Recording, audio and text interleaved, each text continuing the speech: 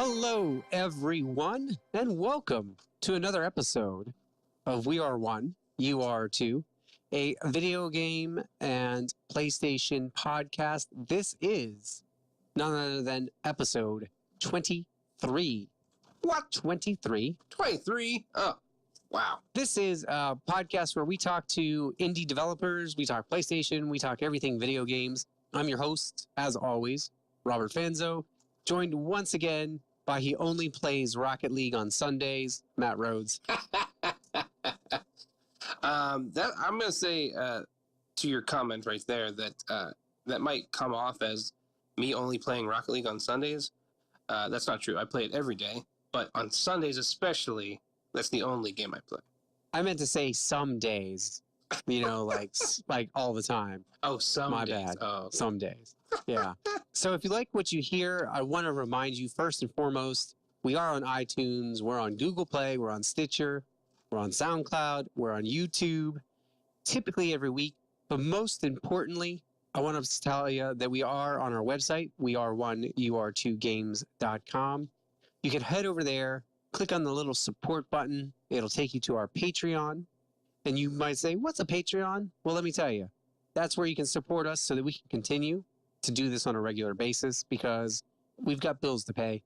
It will allow us to go ahead and give you guys awesome rewards over there, including exclusive conversations with us, opportunities to dictate what kind of content we play. You might even be able to suggest an indie developer for us to interview, and we'll do our best to get them on the show as well. So if there's somebody you want us to talk to.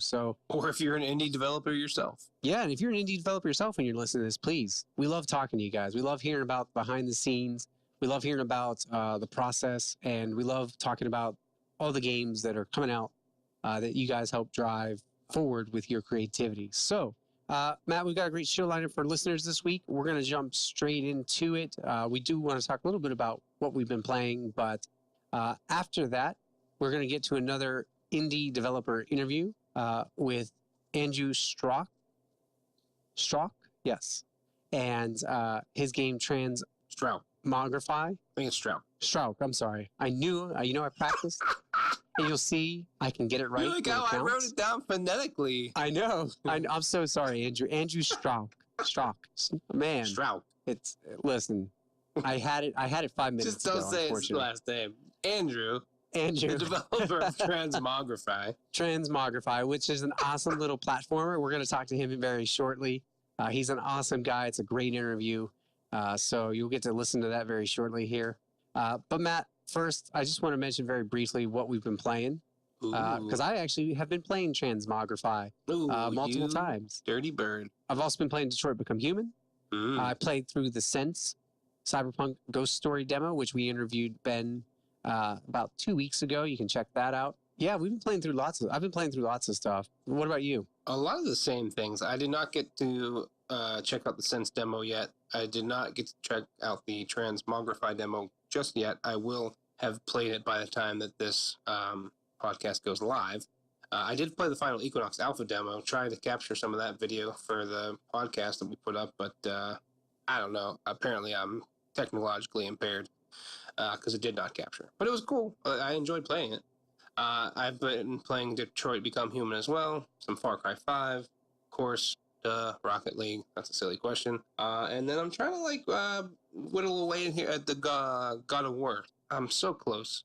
I can taste it. I've got probably 5 hours left of it. I can taste the ending. You know what I mean? It's so close. Yeah. And it's been getting really good. I mean, it's been enjoyable. I got one of the weapons. I will not be a spoiler if you still are behind like I am, but I've got an awesome new weapon that I really enjoy. So, yeah, I'm just plugging away at that. Yeah, it's a really good game. I will spoil it and say that I was really shocked when Connor showed up at the end. Oh my gosh, told right? Kratos that Atreus was actually an android. He's like, no, I thought he was a god. No, he's an android. Well, I mean, who knows? We haven't finished Detroit Become Human. Maybe the androids are gods, you know? Maybe Kratos shows up at the end of that one. Yeah. He just tears them all apart. The android revolution is over. Boy. Anyway, so that's what we've been playing. So let's go ahead and jump into our interview here with none other than Andrew and his game Transmogrify.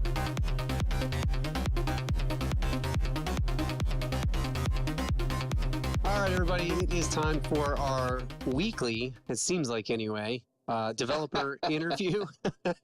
We've been on a roll, Matt. We have been. And so today, joining us is Andrew Strauch, and his game Transmogrify is currently on Kickstarter. So welcome, Andrew. Hey guys, how's it going? Thanks for inviting me on the show, and I've seen a couple of your podcasts lately, and they were very good, so I'm excited to be here. Well, thank you. Thanks. Appreciate it. We are glad to have you here. Yeah, definitely. So, Andrew, the one thing we always kind of like to start off with, because we kind of like to have a little bit of a personality behind the games that we are talking about and the people we're talking to, the developers we're talking to. If you could just go ahead and tell us a little bit about yourself, where you've been kind of professionally, what made you jump into creating a game, if you were anywhere else before, and just anything else you think we should know off the bat about you. Sure, absolutely. So, career-wise, I've always been in software or some work related to software. So, most of my career, I was in QA and QA test automation, and then the last 3 years, I've been a software engineer. That was kind of my career progression, I guess, and I actually got started doing that because I wanted to make games. I was in college, and I had a professor that actually had a game studio in the 90s, and he got bought out by AOL for the technology, not necessarily the game itself. But yeah, he kind of inspired me to just make games for fun. So I've been doing that for about 10 years now, and that's just always been the hobby of mine. And it's something I've always, been passionate about, and I've always been a gamer, and that's kind of where that stems from. My goal was just basically to get a game published, so that's kind of where I'm at now. Awesome. Cool. You said you've always been a gamer. If you don't mind me asking, what do you like to play? I like a lot of stuff. I mean, when I was younger, we had a NES. We didn't have a SNES. We had a Genesis.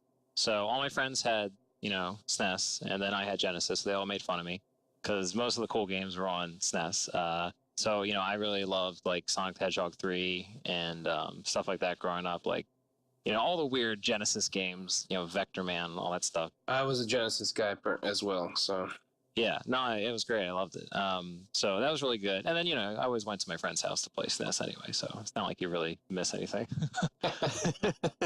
But yeah, so when I was younger, that's kind of, I played, a lot of those games, and obviously like, GoldenEye and N64, Duke Nukem 64, all that stuff.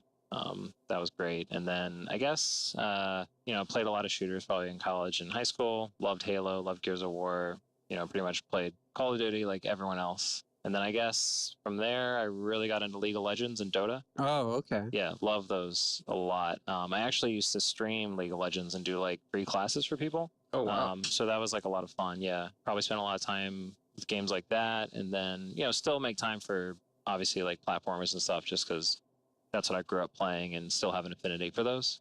And, obviously because I'm making a platformer, so that kind of makes sense. Awesome. That's good. Yeah, I also was a Genesis kid, so it's nice to hear, that similar background as well, I think. Yeah, for sure. There's a whole group of us, I think, that grew up as gamers, and so I'll be very curious to see where we are in the next 30 years as gamers as well. Absolutely, yeah. Still playing Rocket League for me, probably. Rocket League is fun, yes. All those poor other games. Yeah, I know, that right? will get ignored. So that's kind of ties in what attracted you, I guess, in the industry, just always playing in it then? Yeah, I would say, I'm a gamer first, you know what I mean? Like I've been a gamer since I can remember. I mean, like those early days of playing like NES games, and then probably like the most vivid memory I have of playing a game when I was younger was like Sonic the Hedgehog 3. I don't know why, just like the colors and, gotta go fast and all that stuff like that. That was just a great game. And yeah, so I've always been a gamer my entire life. And then I don't know, it just like clicked one day, like I said, with the professor I had in college. He was like, you could just make games. And I was just like, oh my God. And from there, I was just like, okay. And I liked it a lot. So I just, kept with it. That's awesome. So the current game, Transmogrify, sorry. I know, it's tough to pronounce. It's fine. It's just I keep transposing the R in my brain. No worries. How long has this been How long have you been working on it? So originally it was a game jam, or it was born from a game jam. That was 2014.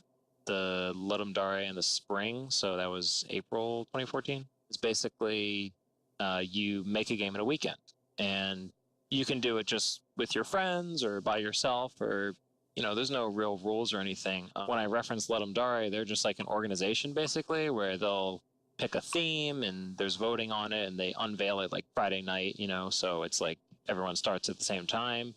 And it's not really as much of like a contest really or a competition. It's just like a really cool community to be involved in, and everyone's very supportive, and they have a hashtag on Twitter, which is nice. So you can, interact with people. And it's just a really great experience. If you want to make games, like that's the single best thing to do. Put yourself on a deadline, don't let feature creep take over, and just make something that you can close the loop on, Yeah. Mm-hmm. Yeah, I've done a bunch of game jams, and that one specifically, the theme was unconventional weapon. And so, yeah, I thought that was kind of cool. And so I was like, all right, this is fun. Let's do this.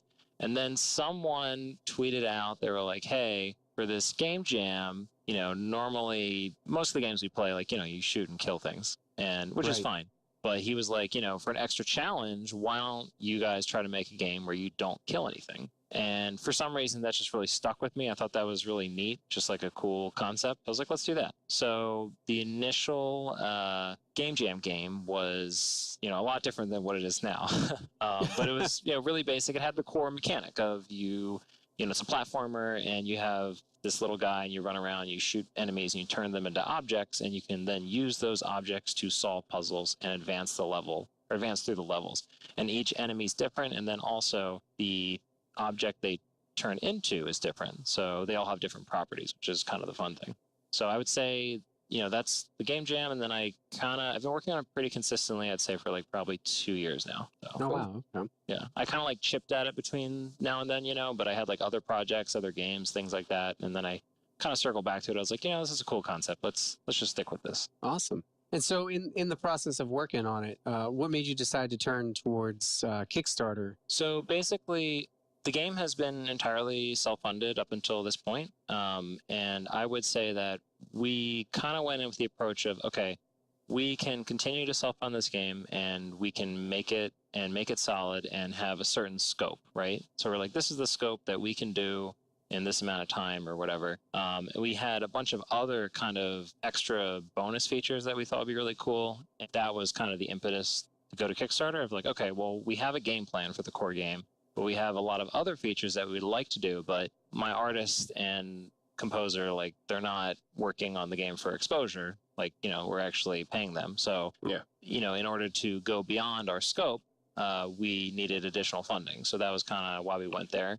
Also, like, it's been really, really helpful in building like a community and reaching out to people and getting, showing people the game. Like, that's really the hard part. There's so many good games out there now. There's so many people like working out there, like grinding on, game dev like all the time, that, getting your voice heard if you're not a known entity and you don't have a lot of exposure is very challenging. So that's been super helpful for us. Just getting feedback even has been really great, and getting kind of that exposure, that's been really, really helpful. Awesome. You just mentioned that there's a lot of games out there, and I know like Steam, for example, is overwhelmed sometimes with stuff like that. If somebody asked you what makes this game stand out from everything else, what would be kind of your approach to explain to them about what makes Transmogrify unique? I feel like the core mechanic is interesting, and it is a little bit different. Obviously, being a platformer, having a gun and shooting things is not new, but that goes without saying. But the core mechanic of transforming enemies into different objects and then using them to solve puzzles in different ways, and then building on that complexity as the game goes on, is really interesting. And then also, I would say that I think that our art style is awesome. And obviously I'm biased, but I think our artist is really, really good. And he has this kind of unique style that I think for our game, where people have described it as a blend of creepy and cute. Yeah, I think that's somewhat accurate. Yeah. So, which the first time I heard that, I was like, huh. But then I was like, no, that's definitely right. All of our monsters kind of have this property where like multiple people have commented and they're like, that's really disturbing, but it's also adorable. I think that's accurate, and so it's just kind of this weird aesthetic that I really like, and I think we really enjoy. And so yeah, I don't necessarily think like Transmogrify is like mind-blowingly different, but I do feel like we tried to make it as weird as possible in a good way, like it being itself, not trying to ape other games too much. So we definitely draw influences for sure from, you know, Portal, like Mega Man. We actually talk a lot about movies, honestly. We talk about Alien, we talk about Resident Evil, we talk about Jurassic Park. The sort of subtext of the game is this facility has just gone awry and there's monsters running around everywhere. So you've got a little bit of like, you know, Jurassic Park, Resident Evil kind of in there. With the movies, and then Alien, as the game goes on, it sort of like devolves into a lot of more of like a darker kind of tone, like darker in terms of tone and also darker literally. Like we have pretty in-depth lighting in our game. So as the game goes on, that's going to become more and more important. Not necessarily like that's going to totally dominate the gameplay, but it's going to be more and more relevant as the game goes on, I guess. That sounds like a lot of things I like and love. From Mega Man to Resident Evil, you know, which terrified me as a young teenager. Yeah. I still can't play a Silent Hill. Yes. So yeah, that all sounds like great stuff, and that's good company to be in too, is Mega Man and Resident Evil and things like that. You mentioned Portal too, probably one of my favorite games actually. Period. Oh yeah. Absolutely. And I would say that's actually, to your point with Portal, that really is kind of, in terms of like the feel of Portal, of just not necessarily like the gameplay itself, but the kind of, oh, I'm solving a puzzle and it's satisfying because I kind of used my reasoning or whatever, or I figured it out, that kind of a thing. That's really like what we're going for at the core of the game. Like there's definitely like other fun things in there, like the platforming, timing your shots, things like that. I mean, we think the enemies are a lot of fun, but really at its core, I really want people that play the game to feel satisfied and be like, oh, I taught myself this. I solved these challenging puzzles. It's definitely like if someone's looking for a straight run and gun, this is not that game to satisfy that. This is more of kind of like the puzzle solving and kind of like, I guess, rewarding creativity and kind of more of a cerebral approach. Awesome. Yeah, that's right up my alley. So you mentioned you've been working on this for 2 years now. What would you say is like has been the biggest kind of hurdles you've had to go over in those 2 years? The art style, 100%. I have worked with multiple artists over the life of the project. They were all very good. For whatever reason, some of them didn't work out, or, you know, some artists I've worked with are incredible at like concept art or background art or in-game assets, but maybe not considering animation, for example. Like we do all cutout animation that I animate in the Godot engine.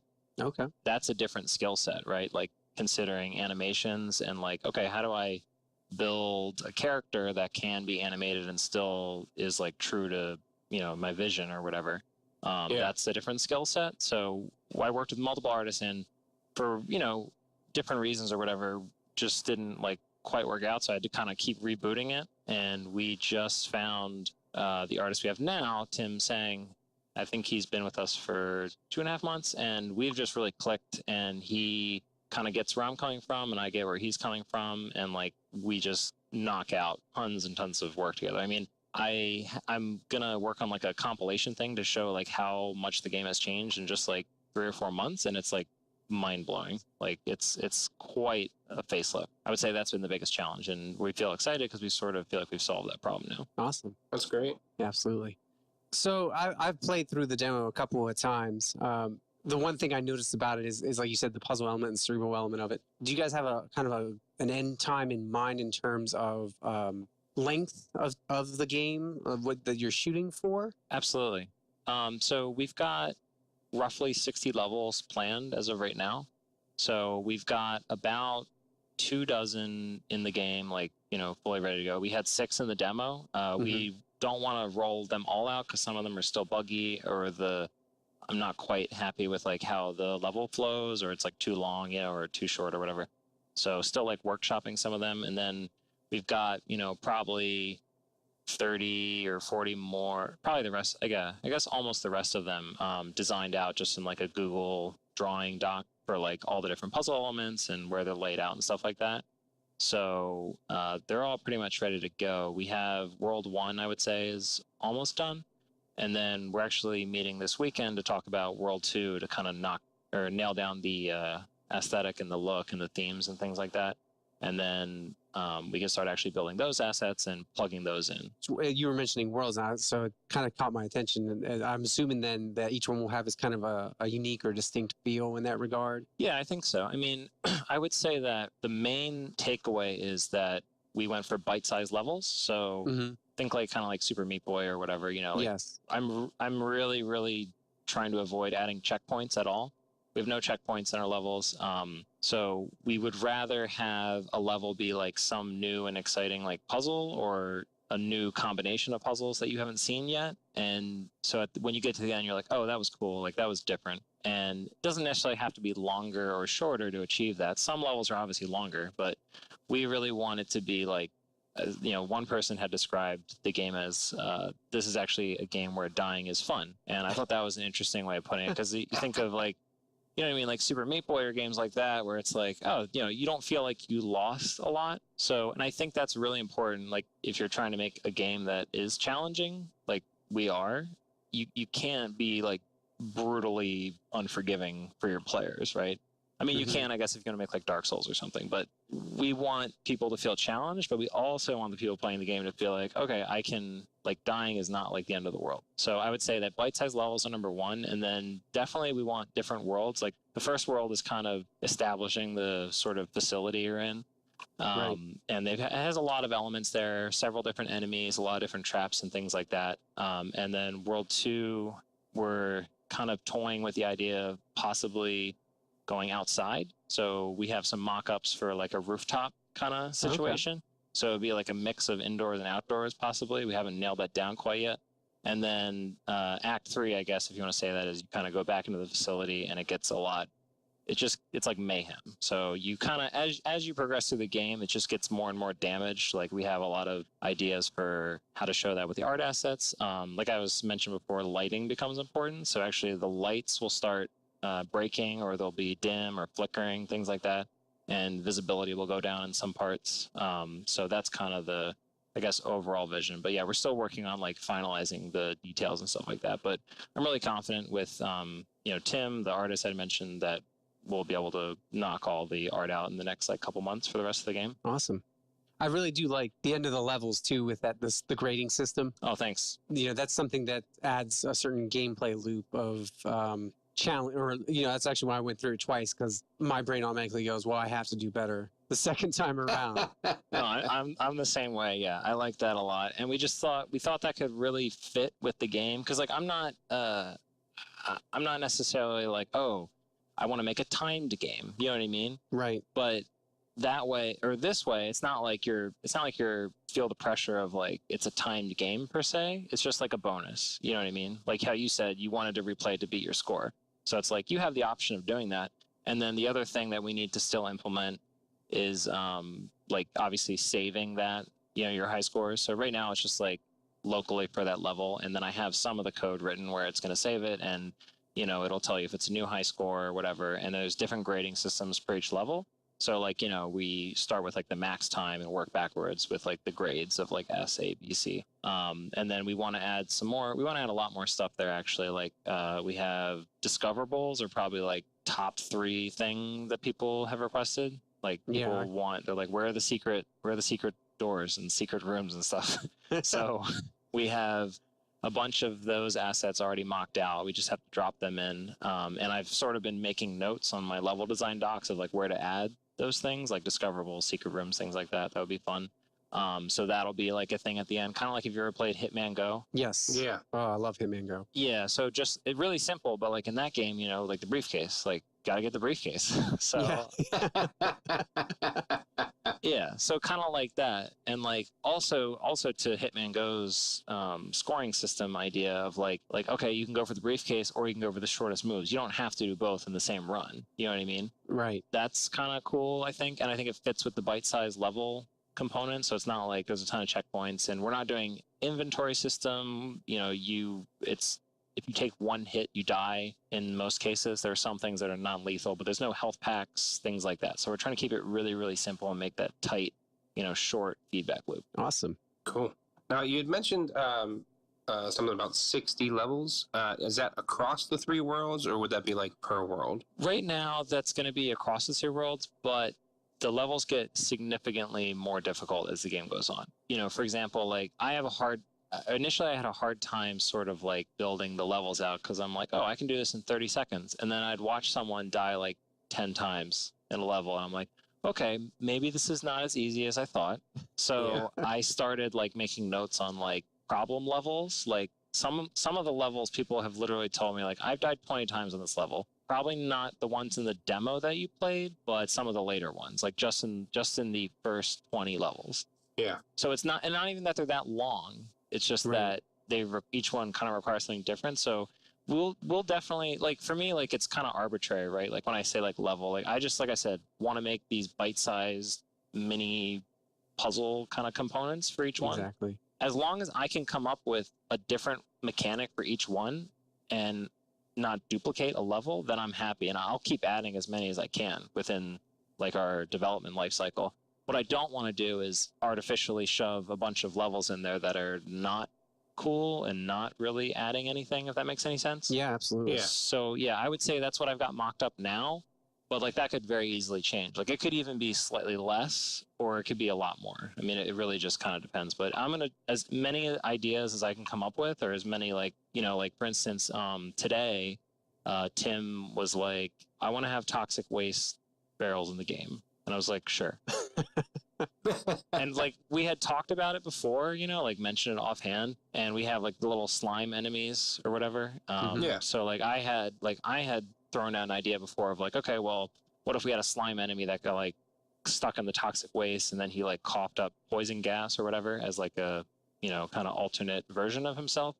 So Tim was like, I'm just gonna build them. So he just built a bunch of them, and he built like the oil drum kind of looking thing, and then broken, and then leaking, and then he's going to build like the little puddle assets or whatever.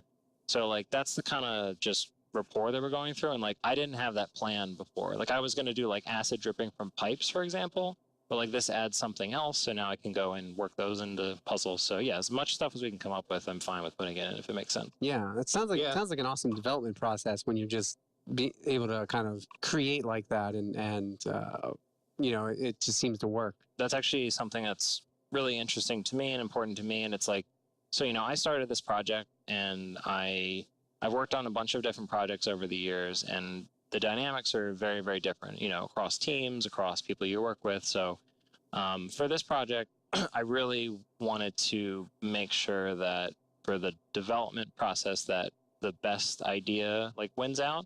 And that really starts with, I think the term is like psychological safety. So like you need people to trust each other on the team and also feel like they can propose any idea, no matter how crazy on paper, and everyone will at least take it seriously and consider it. But what that does is it makes everyone feel really confident, and like it makes everyone feel like their voices are heard.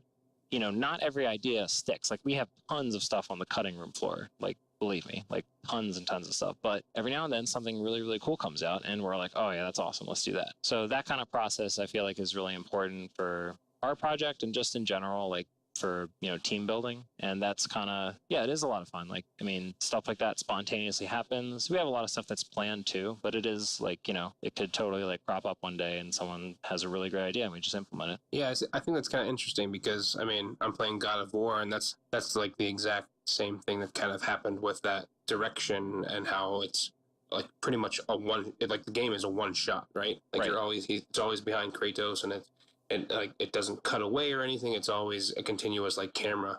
And if they didn't have that kind of open mindedness, they with each other and their team, that would have never come about. And I think made it maybe a little bit less interesting of a game. Yeah, no, I think definitely like your team for whatever game you're working on is like super important. And like I think that you can always get good ideas from a lot of different people, and getting more voices is better than less, I think.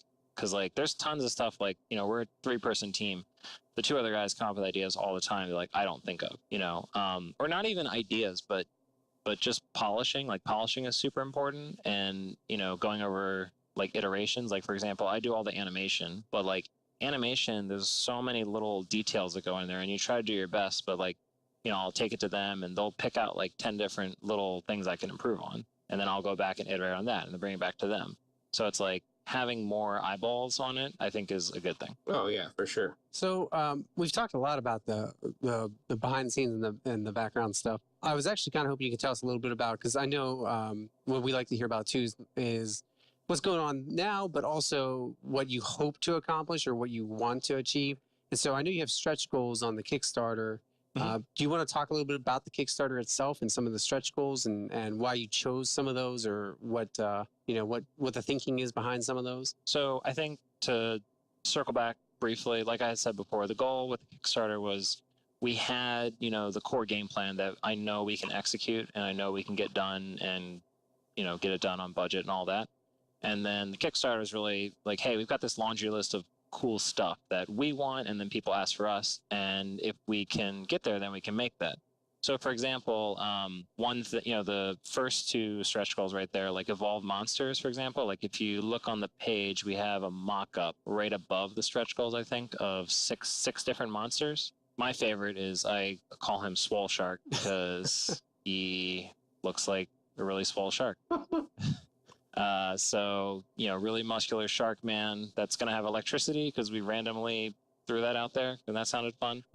We've got on the top left there, you got a little guy with a jetpack that steals items and flies around. So like key cards, things like that, or collectibles, or the hidden items that we had talked about. You got like an exploding guy, water guy, another flyer, and then my favorite, breaks lights, like electricity. So he'll go around, like destroy light sources and things like that. So these are some concepts we mocked up really quickly, beyond the scope of the game. As you can see, if you go up, there's all the normal enemies. But like, for example, these are things that we would like to do and like we definitely could do, but they're very time consuming. I mean, especially for Tim, you know what I mean? Like, like I can just be like, make a ripped shark bro or whatever, and it's like, cool, that's like a billion hours for Tim to, like, you know what I mean, like go in and build all these things and like build all the pieces for the animations and iterating on back and forth, and all that's very, very time consuming. So we would love to do that, but yeah, I think, and it's tough because feature creep is like killer, right? Like you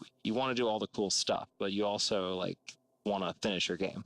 Yeah. So that's the challenge there. Or like, expanded animations down there. This is also super highly requested, as people have said, we like the animations a lot, we like the art style. Can we have alternate death animations for literally everything? That would be awesome. Like we could do that. That's definitely doable. I actually just posted on Twitter today a really quick mock-up for like an infected death, where like you get infected by like this spore growth thingy and it just like destroys you by like growing out of your body or whatever. So like stuff like that is cool, and like that would be awesome to do, but it's very time consuming, like I said, especially for Tim and for me. And also like you have to make the deaths look good in every scenario. Okay, so like in the trailer, like we want to have lasers because lasers are cool. So in the trailer, we have the one laser that just like cuts you in half, like Resident Evil style. Yeah. Right. So that's cool, and like we're definitely gonna have that laser that I already animated. That's already its own object in the game, and then we're gonna have rotating lasers. So that's all cool, but like that death specifically might not look super great in game, because if you think about it, it's cutting you in half at the waist. But it's like, well, what if in the game you jump and it hits you in the knees or something? Are you gonna do a different animation for every like point along your body? It's like, no, that doesn't make any sense. So probably makes more sense to like cut you vertically in half. So like things like that like don't sound like a big deal, but they are a big deal, and people will rip you if it doesn't look good. Like we get really great feedback from people like that are like, oh, we love the animations, but if we do anything wrong, we also hear that very, very loudly and very clearly, which is good. I mean, you want the feedback. I know that for me personally, I always will back a project and then I'll look at the stretch goals, and depending on what it is and depending on where it's at, I'll probably, increase my pledge because I want that evolved monster. I want that, that thing. And so that really sells it to me. And I noticed like your biggest one is multiplayer. And I don't know how much you want to talk about that, but that one interests me actually, just because I'm trying to imagine how that would work. Yeah. So to highlight that, let me take one step back and highlight one of the other stretch goals for the monster mode. So what that idea was, we were just, again, playing with ideas. And I don't know if you guys have ever played Gears of War in Horde mode by any chance, but like you can play as the monsters. Right. Oh, okay, yeah. I was like, what if we did that? My guys were like, I don't know, that sounds kind of insane. And I was like, yeah, it is, but it's actually not that bad. Like, because the way I have everything coded, like, you know, aside from the key, like input button presses, like everything's rigged up pretty much the same way.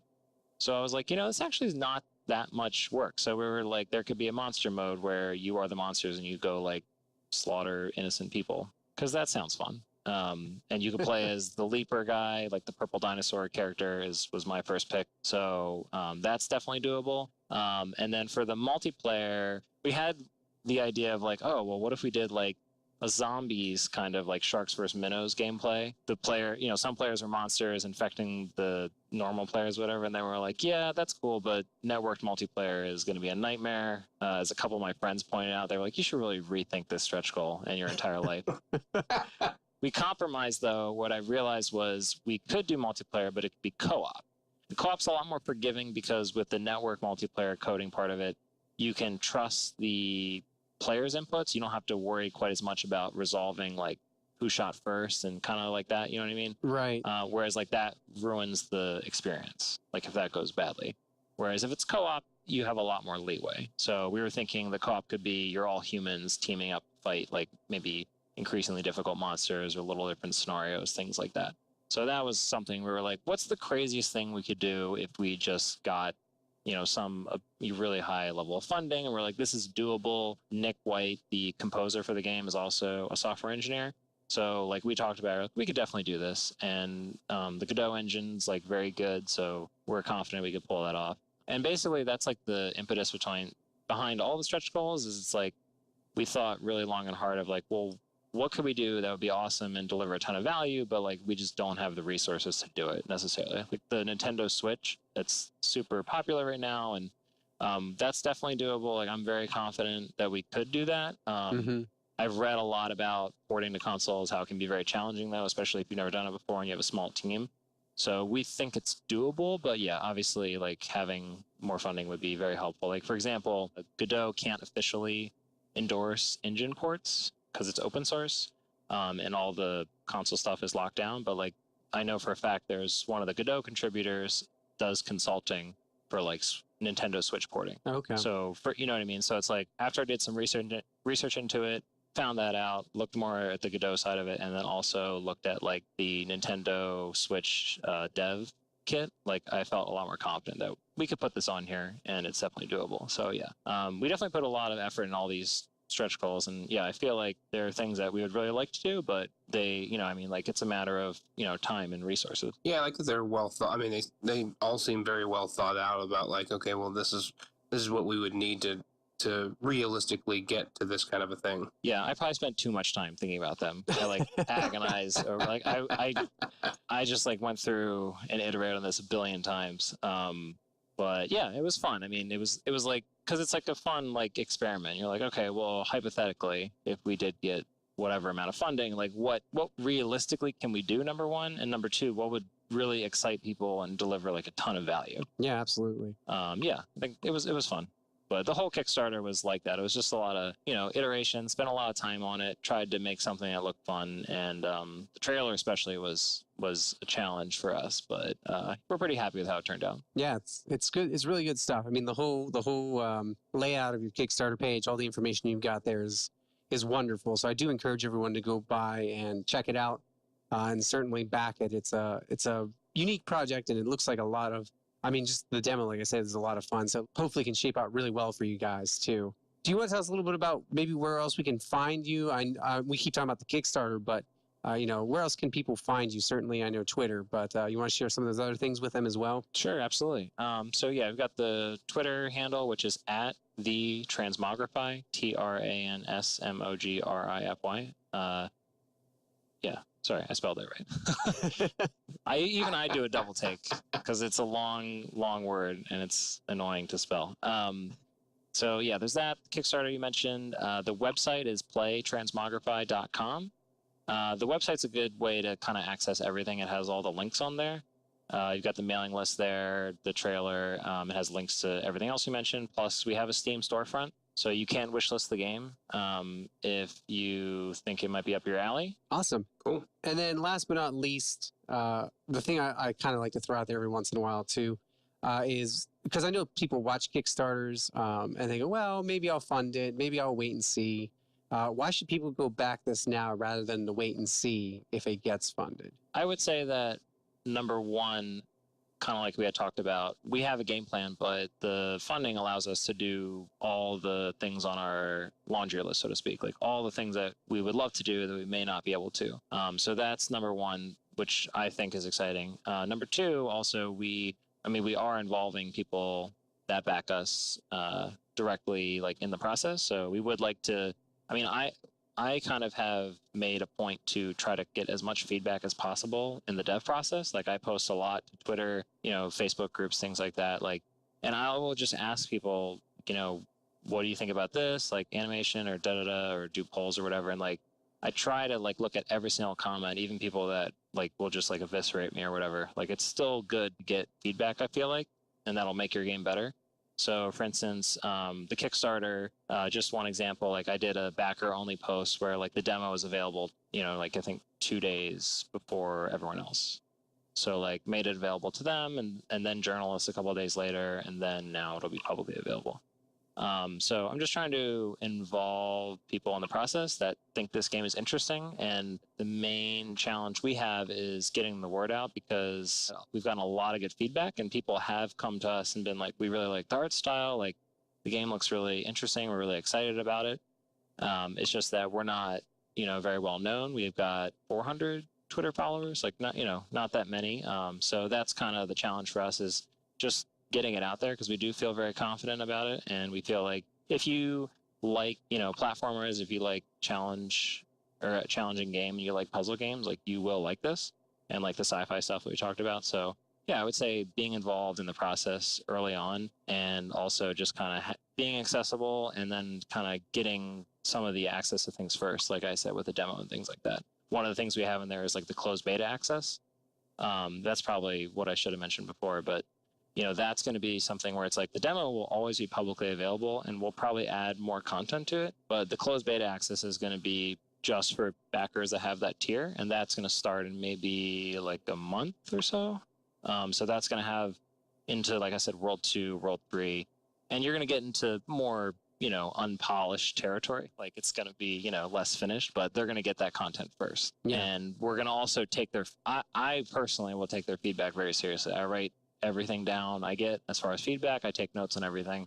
So I would say, yeah, if that's something that someone's interested in and they think the game's cool, I would say that's, a big plus. Awesome. Yeah, I think it's, good to kind of get in on the ground level and help with feedback and, make it grow into the game that it should be. Yeah, if you love games, it's a great way to have a little bit of influence and a little bit of say in something, because, who doesn't dream of that? We talked about that with you earlier, growing up playing games. I'm sure everybody thinks at one point of, oh man, I would love to make one day. And so it's a great way to kind of get your feedback heard. So yeah, absolutely. Andrew, thanks for stopping by. We really appreciate it. Thanks for coming on. We're glad you reached out to us. We love talking to you guys. We love talking to developers on Kickstarter, or, anybody that's an indie developer as a whole. You guys just offer so much to the industry, I think, with creativity and kind of pushing boundaries, because you guys have the freedom to do that. So thanks again for coming on. Yeah, no, I just want to say thanks for covering other indie developers. I've listened to, like I said, your other podcasts, and they're really good. So you guys are putting out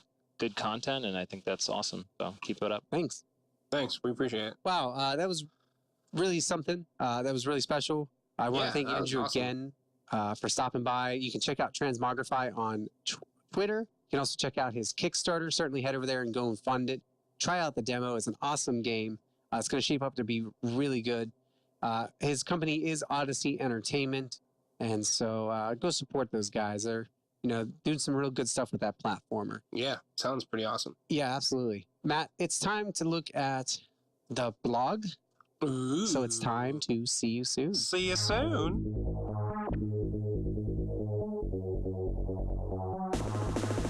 These are your new PlayStation games coming out the week of June 5th.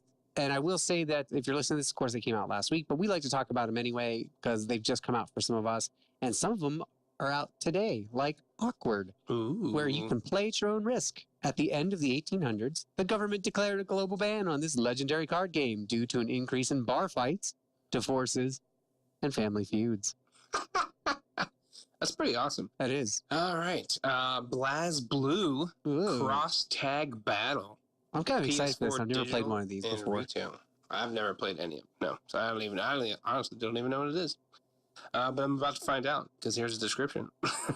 An unrivaled clash of explosive proportions created through an all-star collaboration between BlazBlue, Atlas's Persona, French Bread's Under Night Inbirth, and Rooster Teeth's hugely popular... Rooster Teeth. Rooster Teeth, thank you. See? For shame. Rooster Teeth's hugely popular RWBY web series Cross Tag Battle celebrates the fighting genre for pros and newcomers alike. Yeah, I'm excited about that. Elder Scrolls Online, Somerset, not the location in PA. PS4 digital and retail. Join more than 10 million players in the award-winning online multiplayer RPG and experience limitless adventure in a persistent Elder Scrolls world. Ooh. The next one is Homestar VR, PSVR, of course. Digital out 6/6, so it's already out. Full Celestial Planetarium, a starry sky extended right down to your feet. Experience a sense of depth and feeling of immersion, only possible with VR. So what that says to me is it's like Google Sky Map, but for VR. Yes. Yeah, it's like walking outside my house, except it's in VR. Which legit sounds amazing. Not gonna lie. The infectious madness of Dr. Decker, PS4 digital.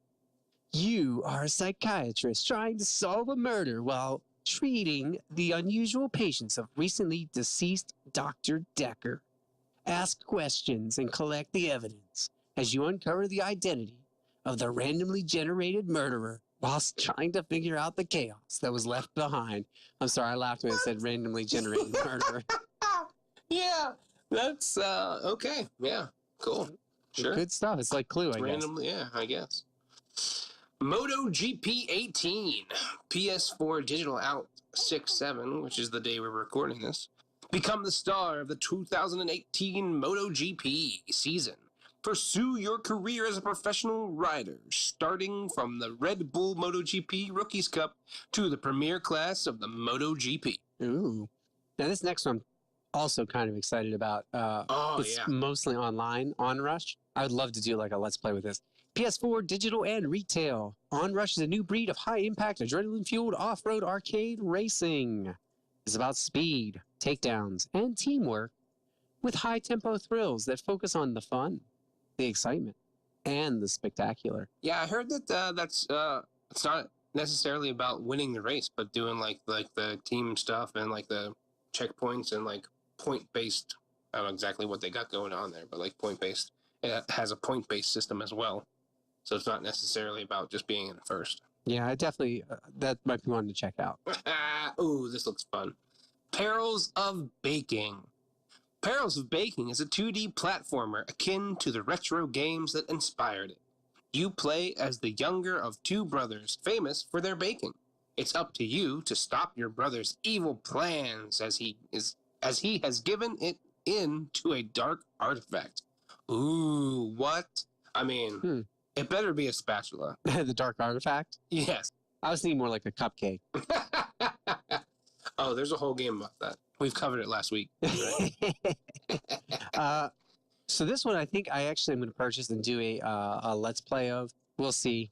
It's called Riddle Corpses EX. It's on PS4 and PS Vita digital, mainly because of what it is. Riddle Corpses EX is a twin-stick shooter, my favorite type, made in the style of the 8/16-bit arcade games. Travel through diverse locations, packed with danger and huge bosses. Cool. I thought you were just going to buy it because of the cover art, but that's just me. It is rather scandalous, but it's so funny because if you watch the gameplay, you're like, oh, this looks like a bunch of little pixel art. Yeah. That's a more racy cover than the entire game. Yeah, of course. Roller Coaster Legends 2 Thor's Hammer. PS4 Digital. Roller Coaster Legends 2 Thor's Hammer transports you to the mythical land of Loki and Thor. Travel to Asgard on the Rainbow Bifrost before flying through the home of the elves and in Alfheim. You know what? Kratos should have just written that, and he would have gotten He's where been he there so needed much to from the quicker. beginning. Yeah, seriously. Good Lord. I get it, but man, Thor's everywhere these days, dude. I know. Norse mythology overload. I know. Shape of the World, PS4 Digital. Shape of the World is a serene and surrealist first-person explorer. You'll travel through dreamlike forests, aquatic caves, and peaceful shores accompanied by psychedelic wildlife. Oh my gosh, I fell asleep. That was so soothing. All right, get ready for this, because I'm so excited for this one. Shaq Fu, A Legend Reborn, PS4 Digital and Retail. A vessel floating down a river contains an orphan baby boy. He is found and adopted. What? As he grows, he learns of his true identity and destiny of greatness. So it's like Moses, kind of? I He's guess. floating down the river. Yeah. All right, bring it home with the good one. With the last one. So this one is released by none other than Don't Nod, and it is Vampire. And I've been looking forward to this one, but we'll see. London, 1918. You are newly turned vampire, Dr. Jonathan Reed. As a doctor, you must find a cure to save the city's flu-ravaged citizens. As a vampire, you are cursed to feed on those you vowed to heal. Ooh. I heard that's a pretty involved system too.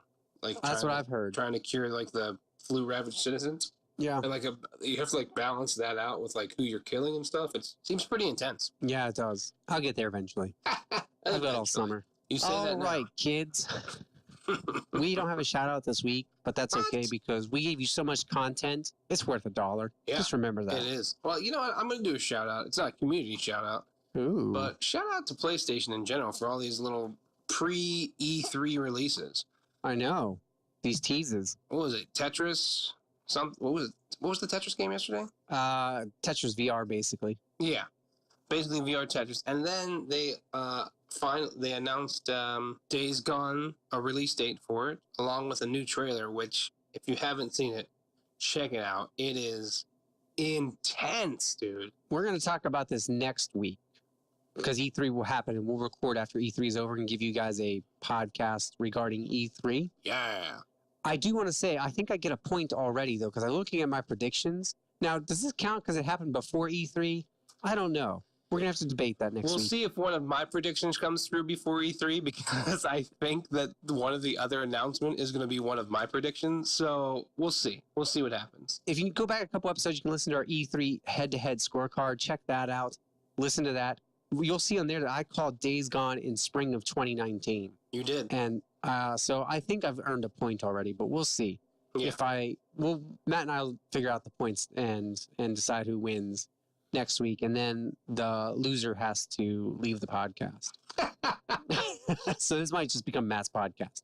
I'm just kidding. Hopefully I will lose on purpose.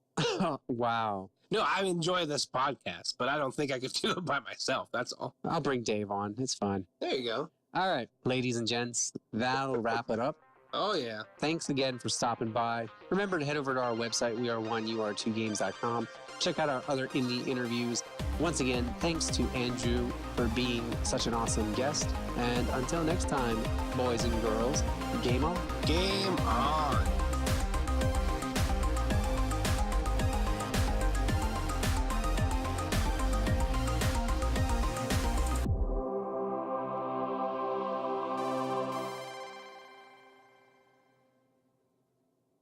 All right, this is the end, Dave. The end, the end, the end. The end. This is the outro music. The spooky outro music. I'm going to eat your brains. Outro music. What the hell's wrong with us? Bye, Dave.